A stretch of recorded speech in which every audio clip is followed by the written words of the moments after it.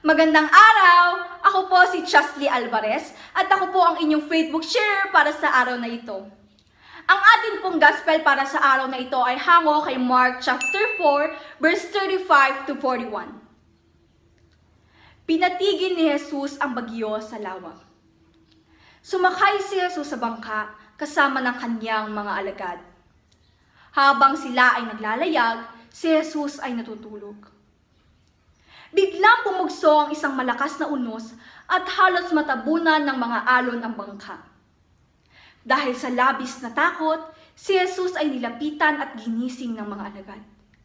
Panginoon, tulungan ninyo kami. Lulubog tayo, sabi nila. Ngunit sinabi niya sa kanila, bakit kayo natatakot? Napakaliit naman ang inyong pananampalataya. Bumangon siya. Pinatigil ang hangin at ang mga alon, at bumuti ang panahon. Namangha silang lahat at sinabi, ano kayang uri ng tao ito? Maging ang hangin at ang lawa ay sumusunod sa kanya. Bilang tao, may mga pagkakataon na tayo ay nanghihina. May mga pagkakataon na nasusubok ang ating pananampalataya. Pero nais iparating ng ating ebanghelyo na matuto tayong magtiwala sa Kanya. Magtiwala tayo sa Kanya.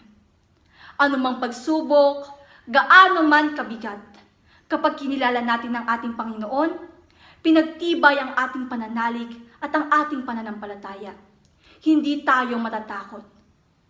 Mapapanatag ang ating loob. Huwag tayong matakot.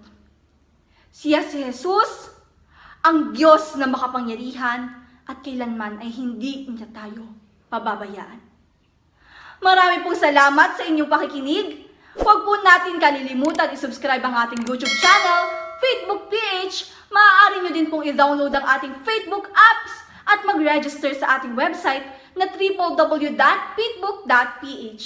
Hanggang sa muli, paalam!